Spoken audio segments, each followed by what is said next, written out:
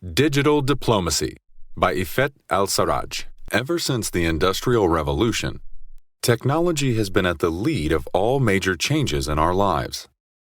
But once technology came up with the Internet, the whole world started to play catch-up. Born from our need to communicate, social media forced us into a world where things can no longer be as they were. And just as it changed our careers, lives, entertainment, and social interactions, it also changed politics. Twitter especially hit hard and forever changed the rules of the game, be it diplomacy or even media as a whole. That's how Turki Al-Dahil, ambassador of Saudi Arabia to the UAE, describes it: a rule breaker. The typical process of diplomats and renowned politicians responding to major events around the world has changed. Speeches turned into tweets, and urgency is now more important than ever. Eloquence is found in the briefness, the art of showing the right emotions and the right perspective in the least amount of words, or rather characters. The challenges now are quickness, globalization, and eloquence. For any important figure in the political scene, actions need to be prompt and timely. Once the response-worthy event happens, you need to act quickly. Everyone knows it only takes a few seconds to tweet, so being late is not easily forgiven, and a delay of just one day can be taken as a negative stance on an important subject. Next comes globalization. Once you tweet it, everyone around the world can access it, and Twitter can even translate it for them if they don't understand your language. In a matter of seconds, you can make your views known to the whole world.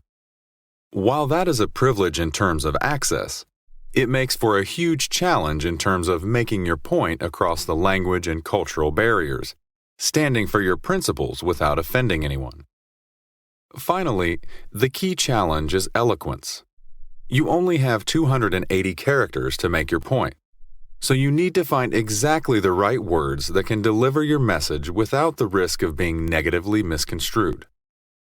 While it is theoretically easy to respond to and clarify any misunderstandings, it still remains a highly difficult task to convince people that this clarification was always your true intent, and even more difficult to get people to read the response in the first place. However, these challenges are mandatory, as the world takes digital diplomacy as an integral part of their foreign affairs policy. Countries like the UK and the US have teams and departments solely dedicated to the digital strategy of their country's foreign affairs.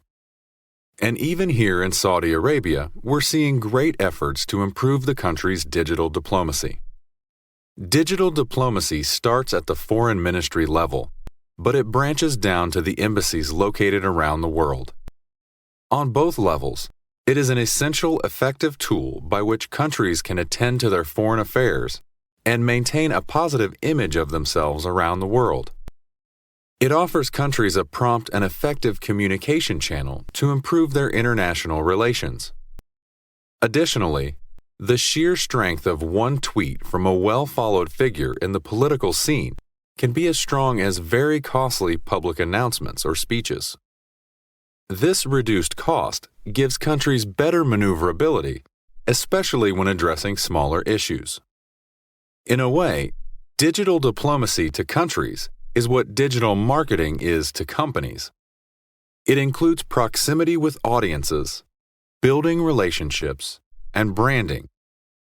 And in this day and age, no country can survive without it.